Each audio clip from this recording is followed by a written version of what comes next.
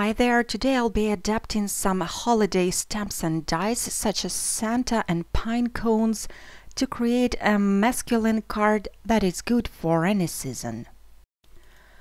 By the way, if you would like to see the holiday projects that I created using the same supplies, I'll put a link in the description. To create a card front, I'll be using Rectangle Basics die set by Memory Box. I will need the dies number 1 and number 3. I'm taping them down onto Neenah Desert Storm cardstock, then I'm going to send them through the die cut machine.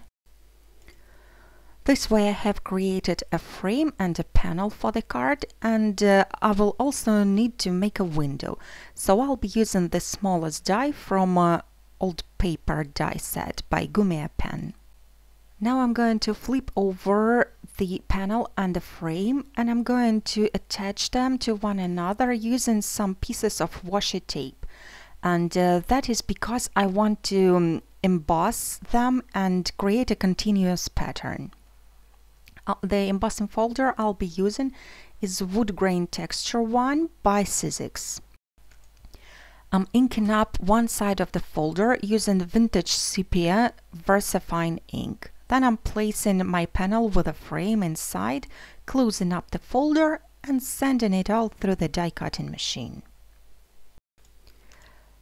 And this is actually the way to create a continuous embossed pattern that covers up the panel and the frame.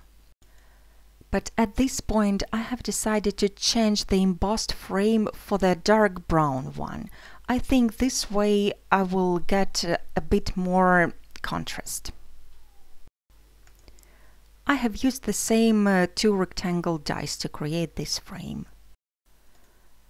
This die is called WISPY Pine Needle Corner and it's by Poppy Stamps. I have die cut this image twice, one time out of green cardstock and another time out of dark brown cardstock. And now I'm layering the two images, offsetting them a little bit to create a kind of shadowing. Now I'm applying some liquid glue again and I'm going to attach this corner onto the panel. And I'm making sure that this frame goes outside the panel. I only want the needles to be there and I'm going to trim that piece later. Then I have applied a single layer of mounting foam onto the panel and a double layer of mounting foam onto the frame. And now I'm going to attach the frame onto the card base that is 4 1/4 by 5.5 inches. The tools and supplies I'm using will be listed on my blog as well as in the description. Now with the scissors I'm going to trim the frame that hangs off the edge of the panel, and then I'm going to attach the panel inside the large frame on a card. This way the outer frame has more dimension than the panel, and it creates a lot of interest and texture.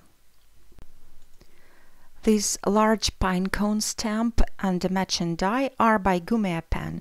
I'm going to stamp this image onto the Neenah Desert Storm cardstock using Memento Espresso Truffle ink, and then I'm going to use the matching die to cut out the image.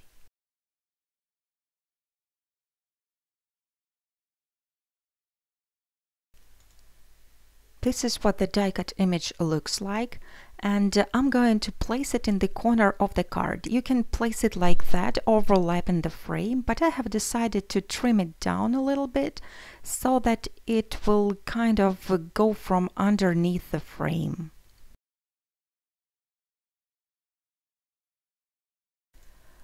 I am attaching one foam square, and then I'm going to apply the liquid glue to the rest of the image, and this way I can add a little bit of dimension to it. Now I'm going to use the same ink to stamp two more images. They are Santa's hat and small pine cone. And by the way, Swedish House Crafts store has special offer that works till July the 13th. If you buy one of those stamps, Santa or pine cones, you can get the matching die for just £1. When I have both images stamped, I will use the matching dies to cut them out. Instead of coloring this image, I have decided to go with a paper piece, and I haven't done it for ages, and this is really a fun technique. So here I have 3 scrap pieces of patterned paper, orange, green plaid and red, and I'm going to stamp this image on all 3 of these pieces. Then I'm going to fussy cut all 3 images. First comes the beard. I will cut it out of orange paper. It is also the most intricate one.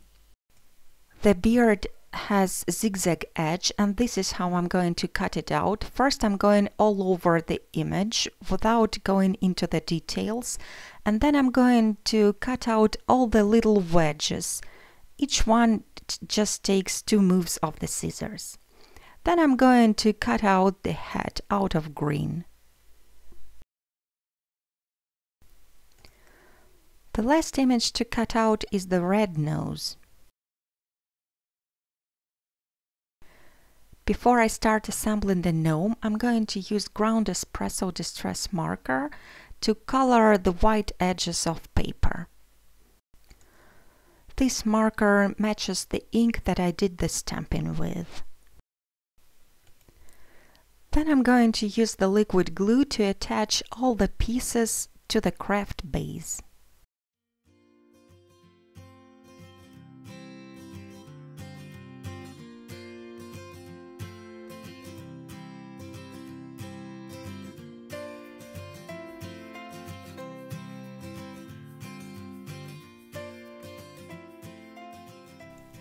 You can totally leave the image as it is now, but I have decided to take it just a tiny bit further, and I'm going to attach the little pine cone instead of the tassel on his head. Next I am attaching some foam squares at the wrong side of the image. And then I'm going to add the body to the gnome. And this is how I'm doing it. I'm taking a square piece of patterned paper and I'm rounding one corner, and then I keep trimming this square until it's the right size for my window. Then I'm going to apply more glue and attach it right inside the window.